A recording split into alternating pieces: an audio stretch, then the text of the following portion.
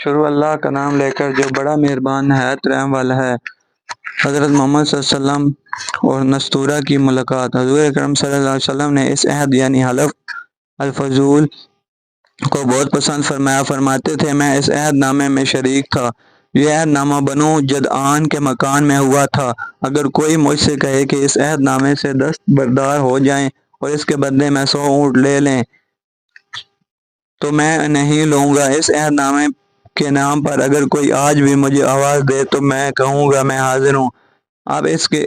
آپ کے اس ارشاد کا مطلب یہ تھا کہ اگر آج بھی کوئی مظلوم یہ کہہ کر آواز دے اے حلف الفضول والوں تم میں اس کی فریاد کو ضرور پہنچوں گا، کیونکہ اسلام تو آیا ہی اس لیے ہے کہ سچائی کا نام بلند کرے اور مظلوم کی مدد اور حمایت کرے۔ یہ حلف الفضول بعد میں بھی جاری رہا۔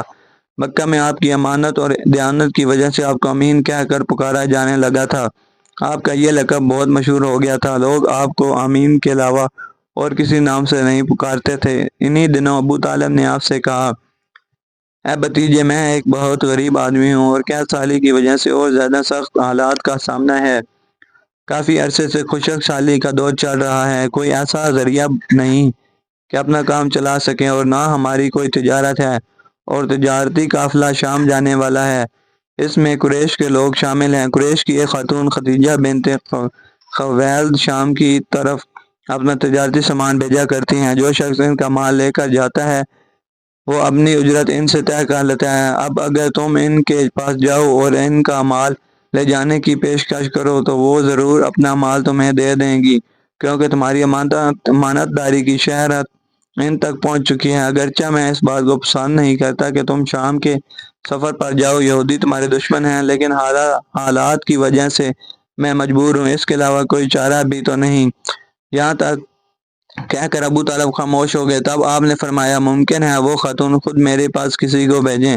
یہ بات آپ نے اس لیے کہی تھی کہ سیدہ خدیجہ رضی اللہ عنہا کو ایک با اعتماد آدمی کی ضرورت تھی اور اس وقت مکہ میں آپ سے زیادہ شریف، پاک زبان، امانت دار، سمجھدار، قابل اعتماد آدمی کوئی نہیں تھا۔ ابو طالب اس وقت بہت پریشان تھے۔ آپ کی یہ بات سن کر انہوں نے کہا اگر تم نہ گئے تو مجھے ڈر ہے وہ کسی اور سے معاملہ طے کر لیں گی۔ یہ کہہ کر ابو طالب اٹھ گئے۔ ادھر آپ کو یقین سا تھا کہ سیدہ خدیجہ رضی اللہ عنہا خود ان کی طرف کسی کو بھیجیں گی، اور ہوا بھی یہی۔ سیدہ خدیجہ رضی اللہ عنہا نے اللہ کے رسول صلی اللہ علیہ وسلم کو بلا بھیجا، پھر آپ سے کہا میں نے آپ کی سچائی، امانت داری اور نیک اخلاق کے بارے میں سنا ہے، اسی وجہ سے میں نے آپ کو بلوایا ہے۔ جو معاوضہ آپ کی قوم کے دوسرے آدمیوں کو دیتی ہوں آپ کو ان سے 2 گنا زیادہ دوں گی۔ آپ نے ان کی بات منظور فرما لی۔ پھر آپ اپنے چاچا ابو طالب سے ملے، انہیں یہ بات بتائی۔ ابو طالب سن کر بولے یہ روزی تمہارے لیے اللہ نے پیدا فرمائی ہے۔ اس کے بعد آپ صلی اللہ علیہ وسلم سیدہ خدیجہ رضی اللہ عنہا کا سامان تجارت لے کر شام کی طرف روانہ ہوئے۔ سیدہ خدیجہ کے غلام میسرہ آپ صلی اللہ علیہ وسلم کے ساتھ روانگی کے بعد حضرت خدیجہ رضی اللہ عنہا نے میسرہ سے کہا کسی معاملے میں ان کی نافرمانی نہ کرنا، جو یہ کہیں وہی کرنا، ان کی رائے سے اختلاف نہ کرنا۔ آپ صلی اللہ علیہ وسلم کے سب چچاؤں نے قافلے والوں سے آپ کی خبر گیری رکھنے کی درخواست کی۔ اس کی وجہ یہ بھی تھی کہ ذمہ داری کے لحاظ سے یہ آپ صلی اللہ علیہ وسلم کا پہلا تجارتی سفر تھا، گویا آپ صلی اللہ علیہ وسلم اس کام میں بالکل نئے تھے۔ ادھر آپ روانہ ہوئے، ادھر آپ صلی اللہ علیہ وسلم کا معاوضہ شروع ہو گیا۔ ایک بدلی نے آپ صلی اللہ علیہ وسلم کے اوپر سایہ کر لیا، آپ صلی اللہ علیہ وسلم کے ساتھ ساتھ چلنے لگی۔ جب آپ صلی اللہ علیہ وسلم شام پہنچے تو بصرہ شہر کے بازار میں ایک درخت کے سائے میں اترے۔ یہ درخت ایک عیسائی راہب نستورہ کی خانقاہ کے سامنے تھا۔ اس راہب نے میسرہ کو دیکھا تو خانقاہ سے نکل آیا۔ اس وقت اس نے آپ صلی اللہ علیہ وسلم کو دیکھا۔ آپ صلی اللہ علیہ وسلم درخت کے نیچے ٹھہرے ہوئے تھے۔